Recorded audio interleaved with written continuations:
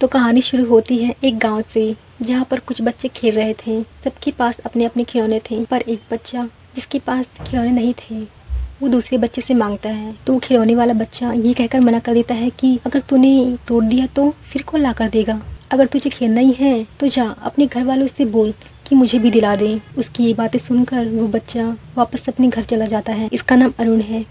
अरुण वो इस बारे में अपने घर वालों से नहीं कहता, क्योंकि उसे पता है कि वो जो सोच रहा है वो पूरा होने वाला नहीं है। अगले दिन वो स्कूल जाता है। गांव के रास्ते पर एक बड़ा सा इमली का पेड़ होता है जो काफ़ी पुराना होता है। अरुण अपने साइकिल पर जा रहा होता है, तभी उसे एक आवाज़ सुनाई देती है। एक दिन ऐसे ही रास्ते से जब वो वापस घर जा रहा था तो उसे कुछ आवाज़ें सुनाई देती हैं। अरुण उस आवाज़ को सुनता है। वो आवाज़ उसे अपने पास बुला रही थी।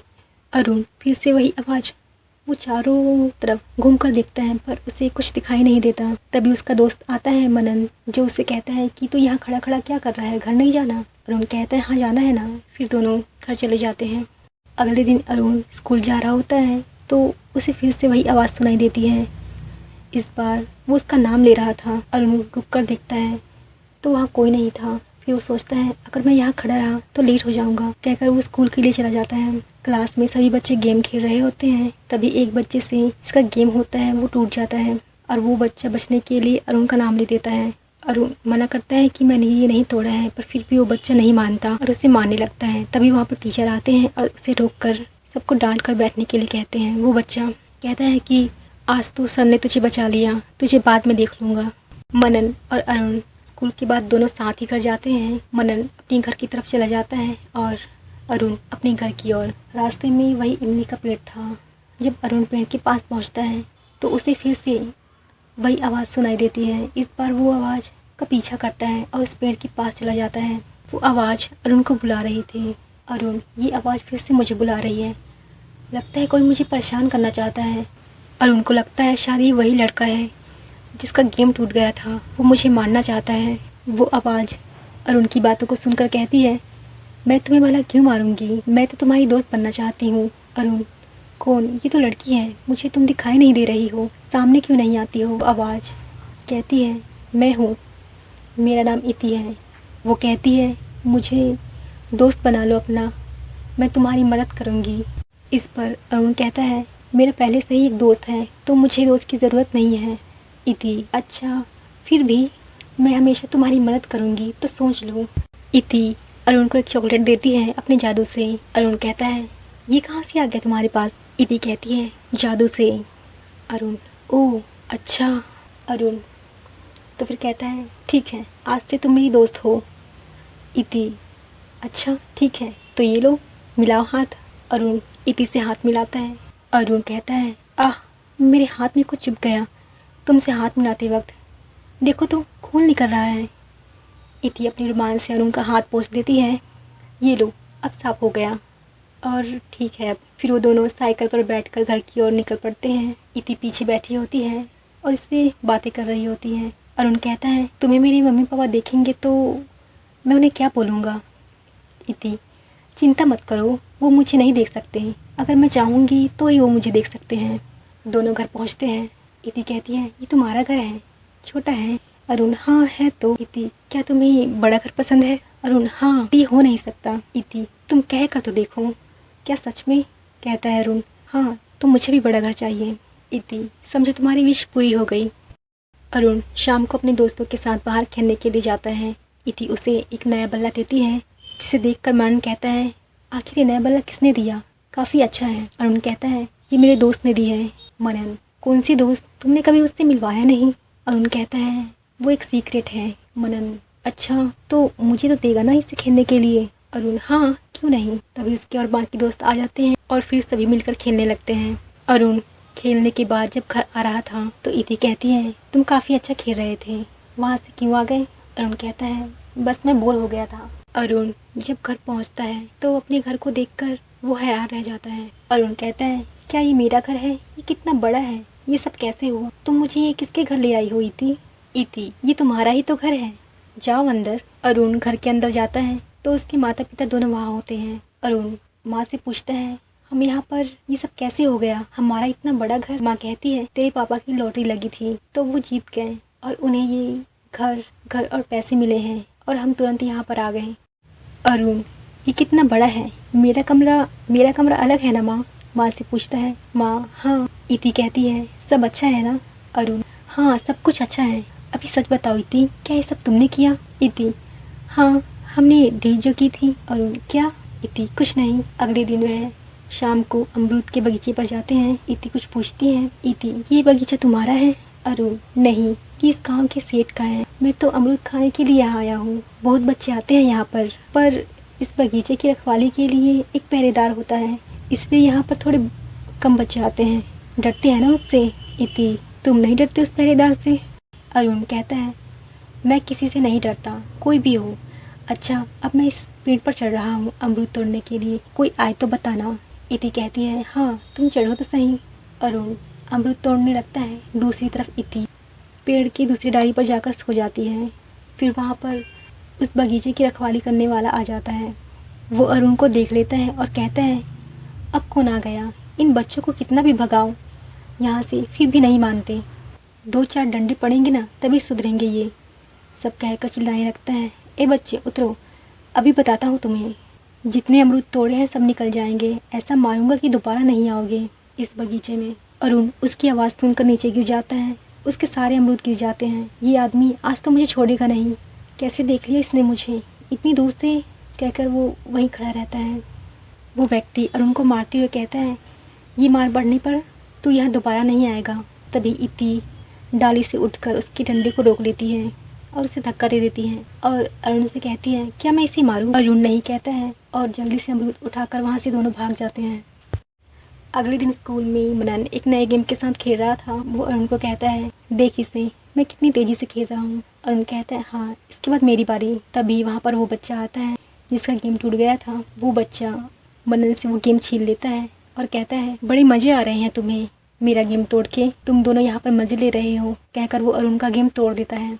मनन, ये क्या कर दिया तुमने, तोड़ क्यों दिया? वो कहता है कि तुम्हारा गेम अरुण ने नहीं तोड़ा था, वो लड़का झूठ बोल रहा था। वो लड़का कहता है, गेम वाला तूने देखा था क्या उसे तोड़ते हुए? और वो अरुण को कहता है, तू क्या देख रहा है, मारेगा क्या मुझे? अरुण उसे गुस्से से देखता है। तभी वहाँ पर इति आती है और कहती है, क्या मैं इसे मारूं? बताओ अरुण, क्या मैं इसे मारूं? अरुण गुस्से में था पर वो इति को मना कर देता है। नहीं कहकर वो लड़का कहता है, तू नहीं किसे कह रहा है? तभी वहाँ पर टीचर आते हैं और उन दोनों को लड़ता देख उन्हें डांटते हैं और उन्हें अपनी जगह पर बैठने के लिए कहते हैं। स्कूल से घर जाते वक्त मनन अरुण से पूछता है, तुझे उस आदमी ने पकड़ा नहीं उस बगीचे में? अरुण, अरे नहीं, मुझे कौन पकड़ेगा, वो आदमी तो मुझसे डर कर भाग गया था। मनन, नहीं तू झूठ बोल रहा है, वो आदमी काफ़ी डरावना है, मैंने सुना है कई बच्चों को तो उसने अपनी डंडों से मारा भी है, और तू अकेला ही चला गया चोरी करने? अरुण, नहीं मैंने चोरी नहीं की, समझे, उसके सामने से लेके आया हूँ। तो ठीक है, चोर मत बोल। मनन कहता है, अच्छा तो तेरे साथ कोई नहीं था? अरुण, नहीं, कहा ना, ऐसा क्यों बोल रहा है तू बार बार? मनन, मुझे लगा तेरे साथ कोई है क्योंकि तू डरपोक है ना, पर आज पता चला तू तो बड़ा बहादुर निकला। अरुण कहता है, अच्छा मेरा घर आ गया, चल बाय। मनन, बाय। रात को अरुण की माँ अरुण के कमरे में जाती है तो देखती है अरुण के बेड के नीचे से 2 हाथ अरुण को खींच रहे थे। वो अपनी आँख साफ करके दोबारा देखती है तो वो हाथ वहाँ पर नहीं थे। वो कहती है, लगा ही था कि ये मेरा वहम है। अगले दिन अरुण साइकिल पर बाहर जाता है खेलने के लिए, लेकिन उसकी साइकिल ख़राब हो जाती है। वो अरुण को सोचने का मौका भी नहीं देती, इससे पहले ही इति उसके लिए नई साइकिल ला देती है। अरुण कहता है, ठीक है, पर तुम मुझे सोचने का मौका भी नहीं देती हो। इति कहती है, तो क्या तुम्हें पसंद नहीं आया? अरुण, ऐसा नहीं है, ये अच्छा है। अरुण पार्क की तरफ जाते हुए इति से पूछता है, क्या तुम हमेशा मेरे साथ ही रहती हो? इति, हाँ। अरुण, तो ये बात है। वहाँ पर उसे मनन और उसके दोस्त मिलते हैं। मनन कहता है, ये साइकिल कहाँ से ली, बढ़िया है ना? अरुण कहता है, मनन, अच्छा तो क्यों हम रेस लगाते हैं? अच्छा तो ठीक है, हम रेस लगाते हैं। फिर वो सारे रेस लगाते हैं तो अरुण जीत जाता है। मनन कहता है, इस बार तुम जीत गए इस साइकिल की वजह से। अरुण, हाँ मुझे भी यही लगता है। रेस लगाने के बाद वो लोग वहाँ से चले जाते हैं। अरुण वहाँ पार्क में ही बैठा रहता है। तभी वो आइसक्रीम वाले को देखता है। उसके मन में खाने की इच्छा होती है पर उसके पास पैसे नहीं थे। इति कहती है, क्या तुम्हें वो आइसक्रीम खानी है? तो वो उसे ला कर देती है और उसे एक साथ काफ़ी सारा खाने के लिए दे देती है, जिससे उसका मुँह भर जाता है। अरुण कहता है, बस करो, तुम कभी कभी बहुत ज़्यादा कर देती हो। देखो कैसे आसपास वाले लोग भी देखकर हंस रहे हैं मुझ पर। मेरे कपड़े पर भी लग गए हैं। इति कहती है लाओ मैं साफ़ कर देती हूँ। अरुण नहीं रहने दो कहकर वो अपने घर की तरफ जाने लगता है। इति कहती है लगता है इसे आइसक्रीम अच्छा नहीं लगा। रात को अरुण की माँ पानी पीने के लिए उठती हैं। वो चेक करने के लिए अरुण के कमरे में जाती हैं। ऐसे ही माँ कहती है ये रोशनी से कैसी अरुण के कमरे में से आ रही है। वो अंदर जाती है, उसे कुछ दिखाई नहीं देता। फिर वो वही देखती है, 2 हाथ अरुण को बेड के नीचे से खींच रहे थे। फिर वो अपनी पलकें झपकाकर इसे देखती है तो वहाँ कुछ नहीं था। वो कहती है ये मेरी आंखों को क्या हो गया है आजकल, कैसी कैसी चीज़ें दिखाई देती हैं, सब कुछ ठीक तो है। फिर वो सोचती हैं पर एक ही जैसा, वो भी 2 बार। ओह कुछ ज़्यादा तो नहीं सोच रही हूँ। वो ये बात अपने पति को बताती हैं। वो कहते हैं कि ऐसा कुछ नहीं है, रात को ज़्यादा घूमोगी तो ऐसा ही होगा ना, अब सो जाओ। अगली सुबह अरुण उठता है और वो एकदम से डर जाता है क्योंकि इति उसके सामने बैठी थी। अरुण मैं डर गया था, इस तरह से घूर क्यों रही हो? इति मैं तो बस तुम्हें सोते हुए देख रही थी। अरुण नीचे जाता है, माँ उसे देखती है और कहती है तुम तो काफ़ी कमज़ोर लग रहे हो। अरुण मैं ठीक हूँ माँ। तभी वो डॉक्टर को बुलाती है पर डॉक्टर कहते हैं कि बुखार तो नहीं है, शायद कमज़ोरी है। अगली रात अरुण सोया हुआ होता है अपने बिस्तर पर। तभी वो देखता है 2 हाथ उसकी तरफ आ रहे थे। अरुण ये क्या है, ये तो किसी के हाथ जैसे लग रहे हैं, मेरी तरफ ही आ रहे हैं। वो डर जाता है इसे देखकर। इति कहती है घबराओ मत, मैं हूँ इति, बस तुमसे तुम्हारी थोड़ी ऊर्जा ले रही हूँ। अरुण तुम काफ़ी डरावनी दिख रही हो, कौन हो तुम? इति वो मेरा दूसरा रूप है, ज़्यादातर मैं उस रूप में नहीं रहती। तुमने काफ़ी दिनों से हो गए मुझसे कुछ मांगा नहीं, क्या चाहिए तुम्हें? अरुण कुछ नहीं, पर तुम यहाँ से जाओ। डर कर कहता है अच्छा कुछ नहीं चाहिए। तो ये कहकर इति वहाँ से चली जाती है। अगले दिन अरुण मन के साथ बाहर खेलने के लिए जाता है तो उसकी लड़ाई उन लड़कों के साथ हो जाती है। इति अरुण के कान में है क्या मैं इसे मारूं? अरुण नहीं कहता है, लेकिन वो लड़का अरुण को मारने के लिए आता है। फिर अरुण हाँ कह देता है। फिर इति जाकर उनको बहुत मारती है। मनन अरुण से कहता है तुम्हें इतना नहीं मारना चाहिए था। अरुण मैं तो यहीं पर था, पर मैंने उन्हें कब मारा? मनन सबने देखा है। अरुण तूने ही मारा है। अरुण घर पहुंचकर अपने कमरे में चला जाता है और बैठकर सोचता है इस बारे में, पर मैंने तो उन्हें नहीं मारा, ये तो इति ने किया। अरुण इति को बुलाता है और इससे पूछता है वो सब क्या था? मैंने उन लड़कों को नहीं मारा, तुमने मारा है। फिर सब मेरा नाम क्यों ले रहे हैं कि मैंने उनको मारा है? इति कहती है क्योंकि तुम्ही ने उनको मारा है, मतलब मैंने मारा है तुम्हारा रूप लेकर, और मैं सोच रहा था ये सब तुम कर रही हो। इति कहती है इतना मत सोचो, अब सो जाओ अरुण, कहकर वो अरुण को सुला देती है। देखते ही देखते अरुण की तबीयत ज़्यादा ही ख़राब हो रही थी, दवाई का भी असर नहीं हो रहा था। माँ सोचती है अब मैं क्या करूँ। फिर वो अगले दिन किसी ऐसे के पास जाती है जो इसके बारे में जानता हो। वो उनको अरुण के बारे में बताते हैं। वो इंसान अरुण को देखता है, उनके हाथों को छूकर उन्हें इसके बारे में पता लग जाता है। फिर वो बताते हैं कि इसके शरीर से ऊर्जा कम हो रही है, धीरे धीरे ऐसा ही चलता रहा तो इसकी सारी ऊर्जा समाप्त हो जाएगी। लगता है इस बच्चे ने किसी इति से दोस्ती कर ली है जिसके कारण ये सब हो रहा है। माँ कहती है इति कौन है और वो मेरे बेटे की ऊर्जा खींच रहा है, इसका क्या मतलब है? ऐसा कैसे हो गया, ये कैसे ठीक होगा? वो व्यक्ति कहते हैं पहले समय में ये होते थे, उन बच्चों को वो अपना शिकार बनाते थे जिन्हें किसी चीज़ की लालसा होती थी या इच्छा होती थी। ऐसे बच्चों को वो लालच दिलाकर उनसे दोस्ती करते थे और एक समझौता कर लेते थे। जब तक वो उस बच्चे की दोस्त रहेगी तब तक वो उस बच्चे की मदद करती रहेगी। वो बच्चा कुछ भी मांगे वो उसे मना नहीं कर सकती, पर उसके बदले में वो उस बच्चे के शरीर से ऊर्जा धीरे धीरे चूस लेती थी। ऐसे ही होता था उस समय। सोचा नहीं था ये इति अभी भी हैं, ये ज़्यादा खतरनाक नहीं होते, ज़्यादा खतरनाक ब्लड समझौता होता है। तभी वो व्यक्ति देखता है और उनके हाथ को, उस पर कट का निशान पड़ा था। वो पूछते हैं उससे ये कट का निशान कैसे पड़ा?